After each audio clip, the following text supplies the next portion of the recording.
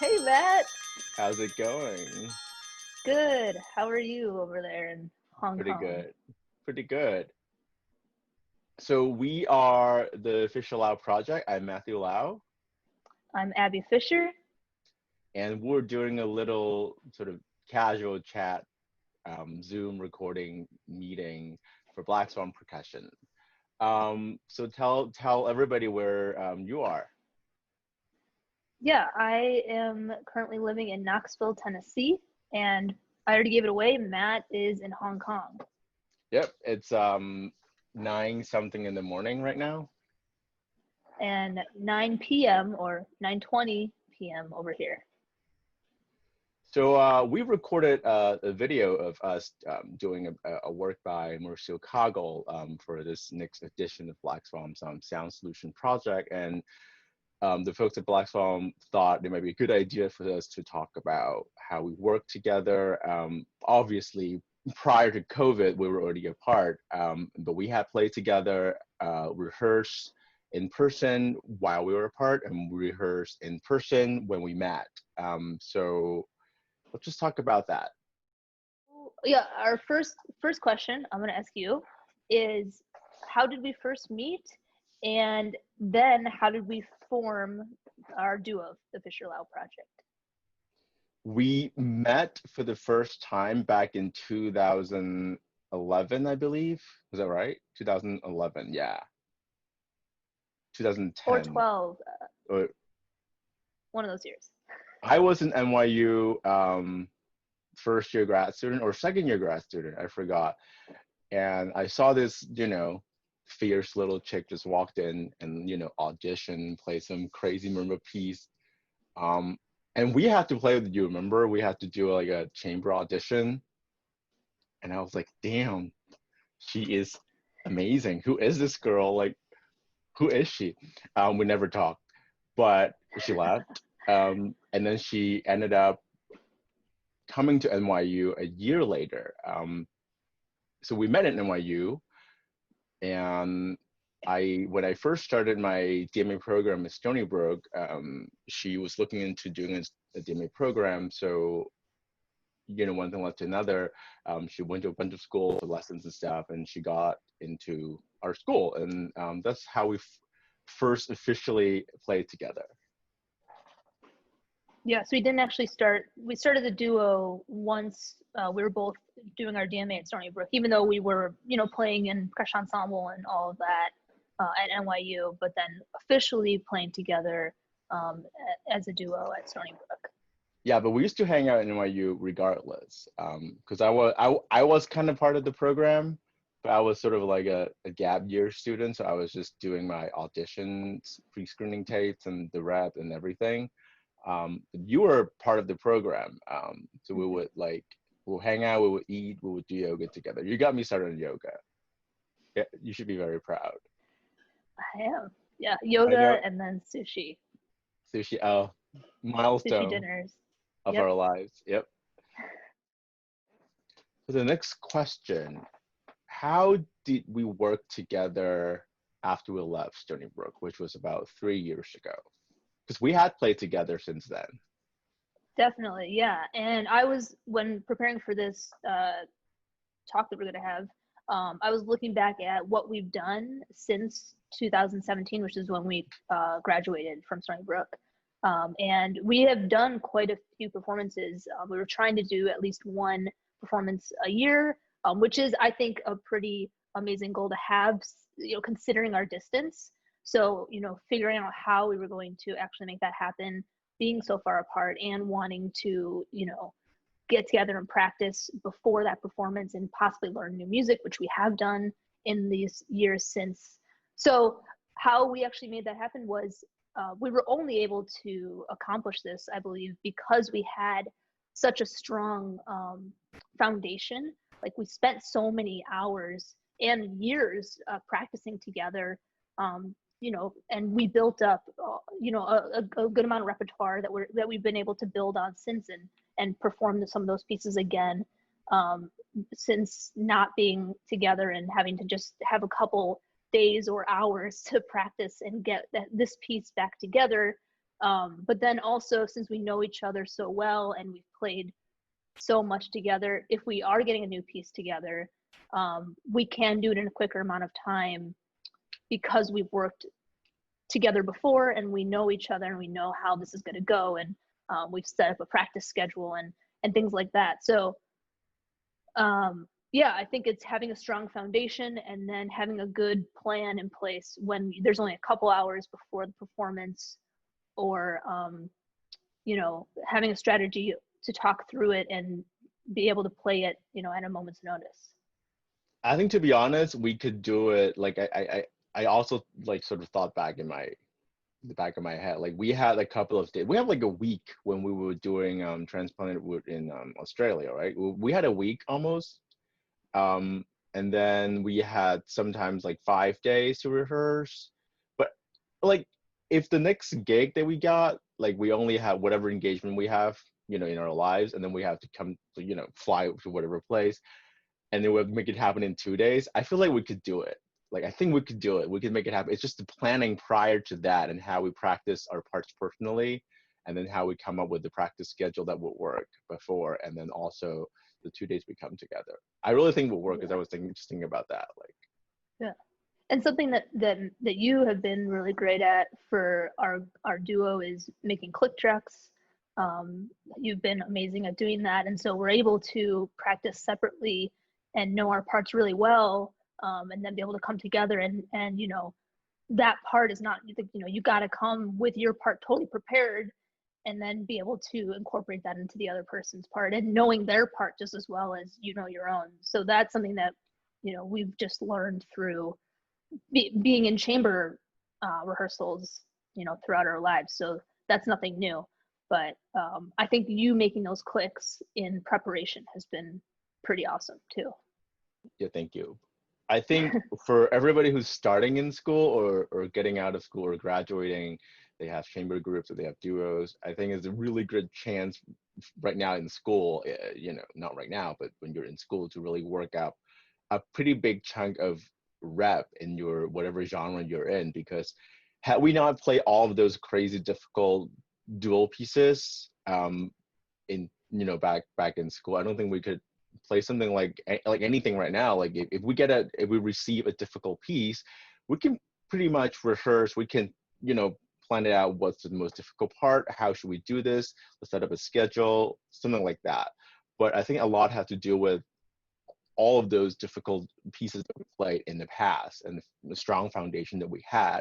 So, you know, for now, and with smart programming and everything, we can turn a couple of programs with the pieces we already had with new pieces that are slightly not as difficult, you know, all that stuff all together.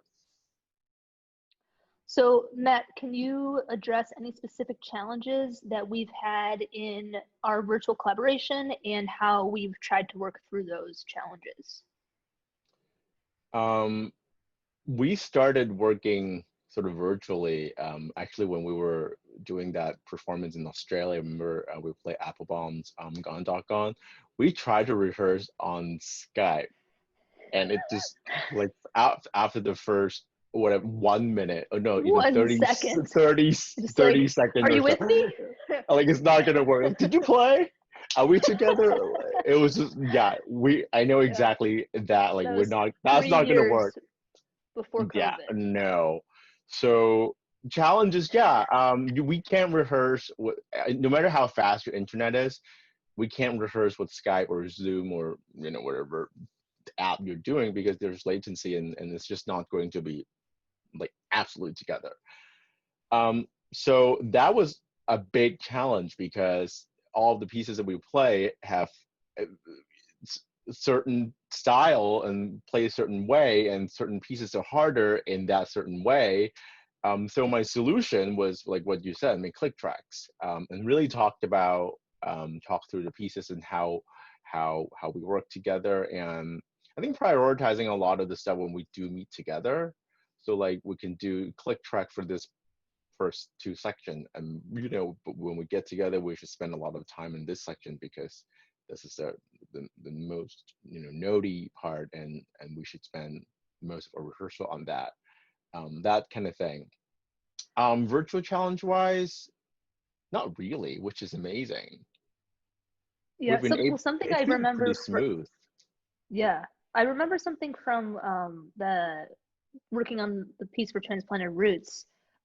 We definitely did use the click track for Gone Dog Gone, but I also remember like recording myself playing one of the sections to like Yeah. give to you, and then you would practice with me playing rather than just practicing with a click track, and then you would also record yourself playing and I would practice with you playing. So it was almost as if we were practicing over Zoom, but you know, just with the recording of the person. And then we did that again recently in preparation for the Kaggle recording.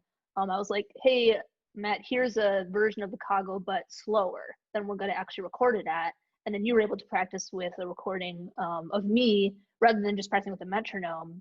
And I think that that's a way better way to, if you're gonna do duo or chamber rehearsal with someone over you know the internet, actually get a recording from them playing rather than just like, well, let's all practice at this metronome marking, because you're practicing with a human playing music.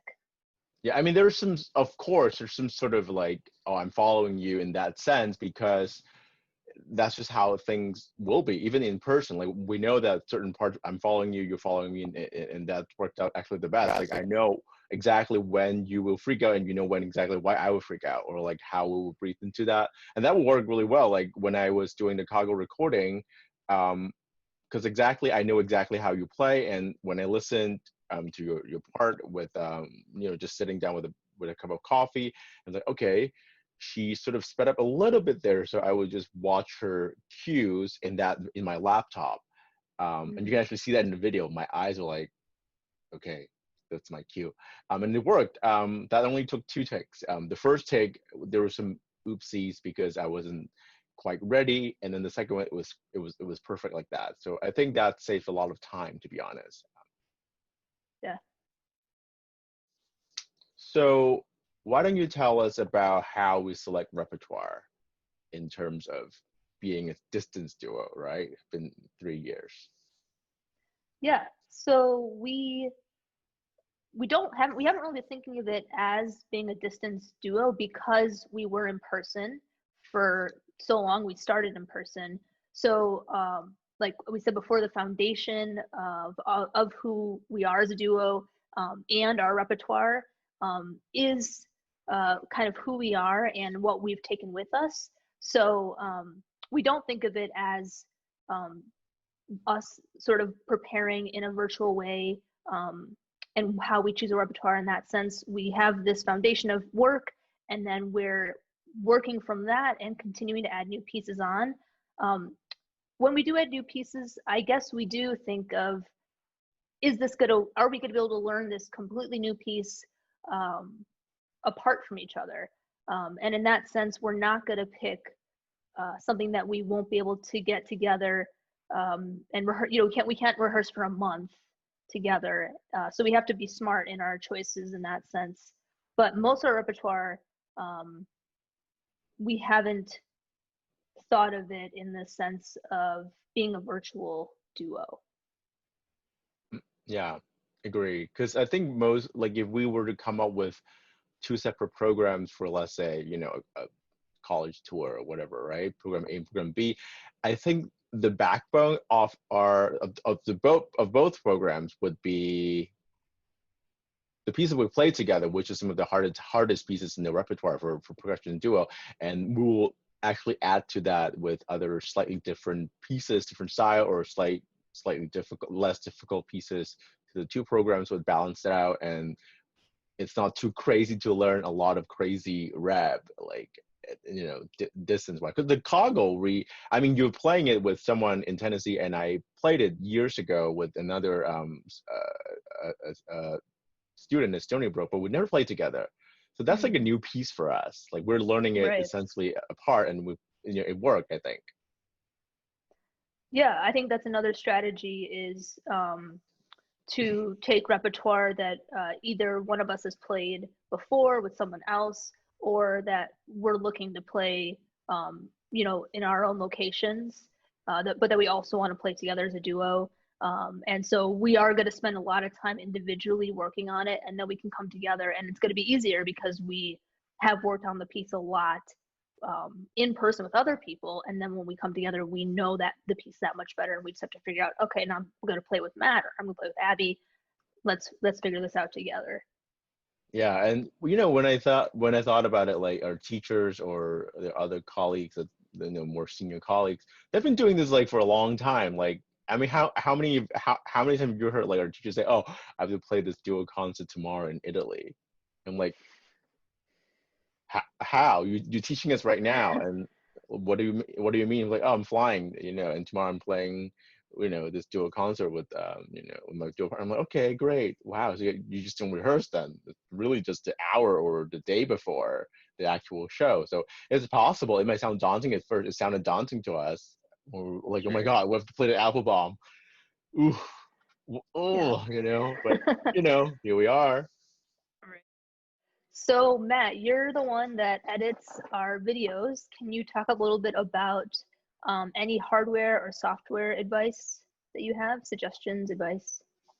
Yeah, since everybody is at home right now and sort of stranded with nothing to do, Amazon delivers, right? So it's great.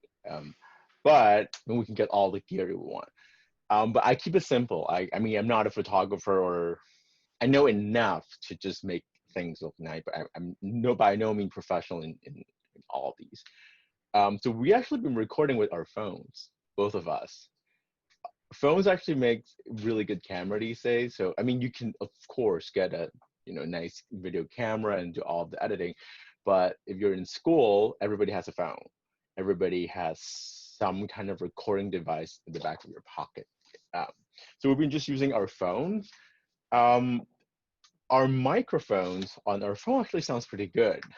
That was also a surprise. That one time I actually used an external microphone was when we were doing Alex Temple's piece, and I was playing vibraphone, and that particular, for some reason, because it was pretty loud, and there was some like distortion with the audio, so I actually have an external mic for the phone, and they make mics like that. Like I think a few years ago, there's an external mic, it just plugs in directly to the computer. You can use that. It's a USB mic. I don't have that because I have an actual like audio interface with, you know, a condenser mic. But that would means, you know, sort of syncing up the audio again. And like I said, you know, fast solution either with your microphone on your phone or an external mic that just sort of plugs in to your phone. So this is like a condenser mic, but it just sort of just plugs into your phone. And that is the easiest way, I feel like. You can also get one of these for your camera, like if you have DSLR camera. People do it a lot with like vloggers and sort of on the go interview and stuff. You will see like a mic mounted on the hot shoe. So that's how I do it. Mount wise, just sort of anything, like this is like a cheap Amazon like a tripod mount. You know, just put your camera, put your phone in. You can record yourself practicing, and this is great. If you don't have a mount, you can use a, this is a great plug. You can use a wood block. I forgot who showed me this, but that I did not come up with this, by the way. I'm not taking credit for this. I forgot who, but you know, remind me if you see this video. This is a great, you know, with block, you can just put your camera in this like this. Isn't it great? There you go. This is your mount. Just put it in your on Yeah. your music stand. It it worked. Like it just you know, when you're practicing marimba, right? You just put it on the high end. You can see your hands. Great. Um, yeah, and that's it. I use two ring lights. One of them is here right now. It's one of those beauty ring lights. A lot of them have a camera mount already built in, so you can just sort of do selfie video that way. It's you know, good $20 on Amazon, pretty cheap. And that's it. That's sort of, I mean, we can get really into like, oh, if we want great camera and get great video and do all the editing, but for whatever video you've been seeing on my social media and the video I sent Black Swan, it's been recorded with my camera and the camera microphone. I didn't even use an external mic because that was not needed. That was how I do it. Thanks so much, Black Swamp, for having us as part of the Sound Solution project. We hope everyone continues to stay well and makes music and keeps practicing with all of your Black Swamp percussion gear. Keep your hands going, keep practicing. Stay safe, everyone.